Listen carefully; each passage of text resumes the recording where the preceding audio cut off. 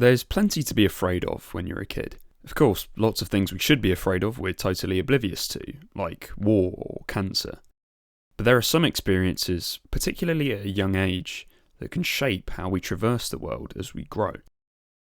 When I was about 6, a boy in my class beckoned me over during computer time. While I, like the other kids, was flicking through Flash games, he had been hovering his mouse tentatively over a closed window on the web browser. I leaned over his shoulder and he opened the window. An image filled the screen. It was of a darkened storm drain with a little boy in a yellow Mac peering into it. From the dark of the drain was a piercing white face with a yellow grin, blood-red nose and hair. That was all I saw before I suddenly retreated back to my desk. The next day, I heard that other kids had also been shown the picture. One of them tossed out the name It the Clown. It apparently lived in the sewers and could be seen in broad daylight lingering around town, trying to lure children into the sewers. Like most kids, I'd been lectured on stranger danger by my parents. Charlie's reminded me, my mum says I shouldn't go off with people I don't know. For some reason, it took this one impossible image for me to take that to heart. Both the picture and that name lingered in my mind day and night for the best part of 7 years. What I couldn't anticipate was how fundamentally this fear, and how I dealt with it, would change me as a person.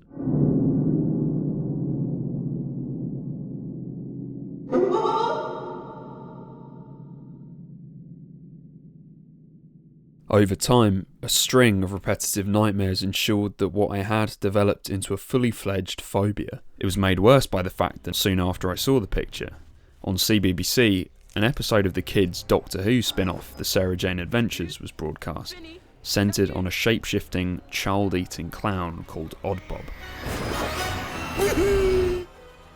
That was some more nightmare fuel.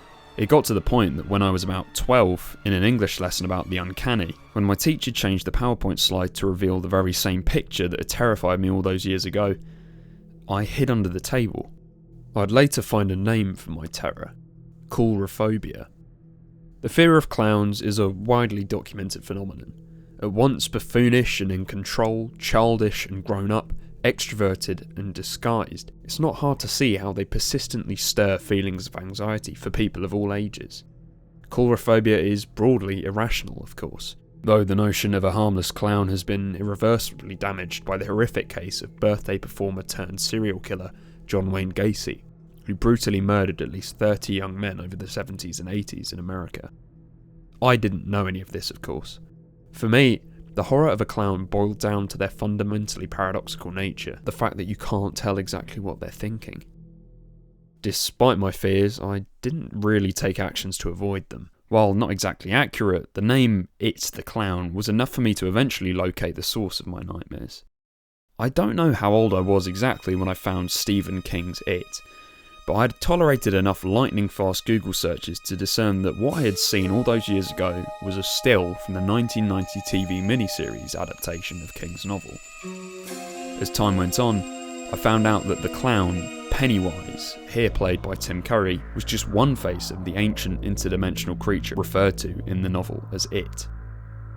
In bookshops, the 3-inch wide spine of the original novel taunted me. I would pick it off the shelf and gaze at it cautiously, never looking at its contents.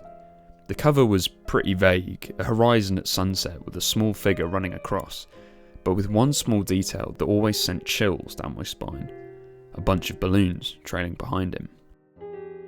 I'd never been much of a reader, just the odd obligatory book for kids and tweens like the Harry Potter series or the How to Train Your Dragon books. Instead, my love for drawing had got me heavily invested in comic books and graphic novels. But here was this book, longer than I could remember seeing, carrying all this weight in my mind. My phobia had gone on long enough. I knew that unless I tackled it head on, I'd be stuck with this fear for life. I saw that Stephen King, author of It, had not only written other books, but a ton of other books. If I wanted to defeat It, I'd have to warm up. So, I went to my local library and, for the first time ever, browsed the horror section. They had a pretty limited selection of Stephen King books, with all but one being instalments of his Dark Tower series. The one standalone was Salem's Lot, which, although longer than the average book I would choose to read, was at least manageable. As a warm-up book, it served its purpose. It got me used to King's conversational style, his lively depiction of a local town, and the gradual build-up of the strange and macabre. But it never really frightened me. The story of a vampire curse spreading throughout a small town in Maine gripped me, and it's definitely my first page-turner. But there was something familiar, even logical to me about its premise.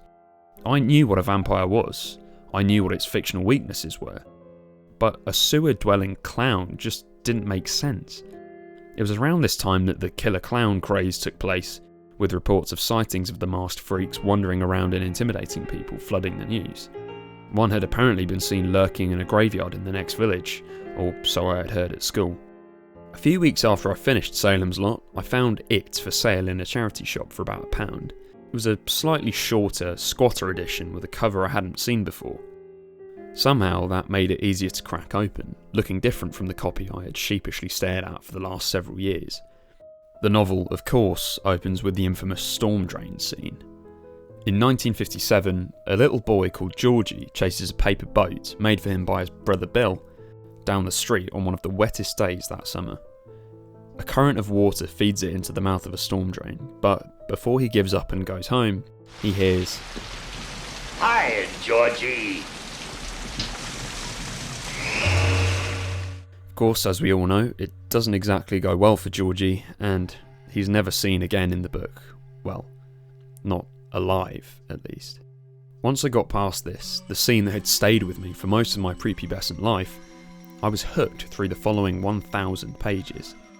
As the Losers Club, a group of friends banded together to confront this evil, I found myself bound to them out of a mutual fear of the clown.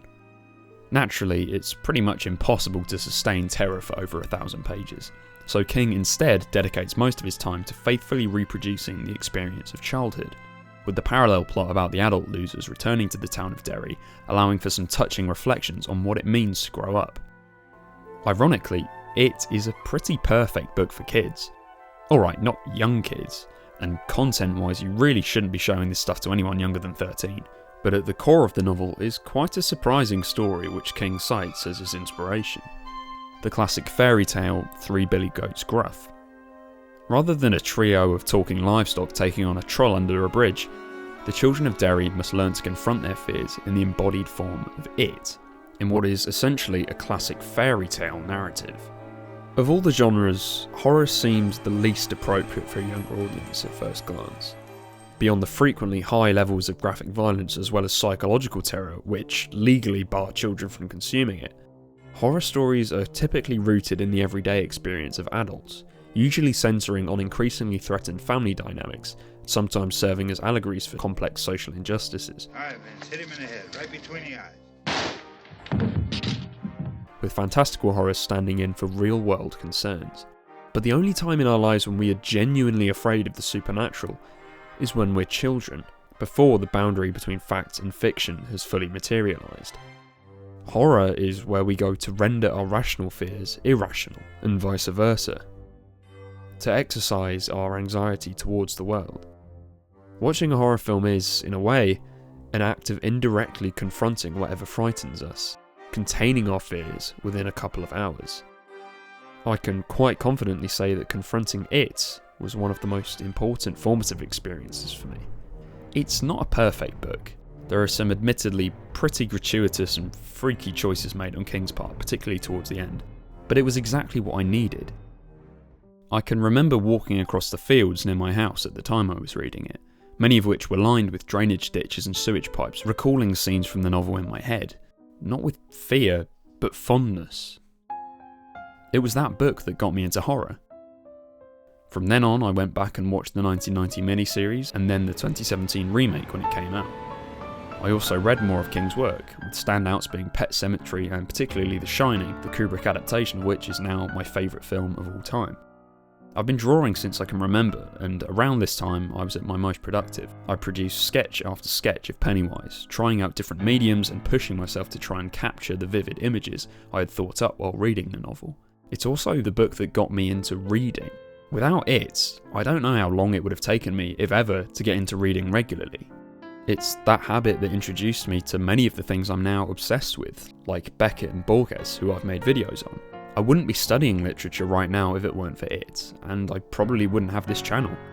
But by far the most valuable thing about this book is how it helped me to confront that fear, and allowed me to grow up.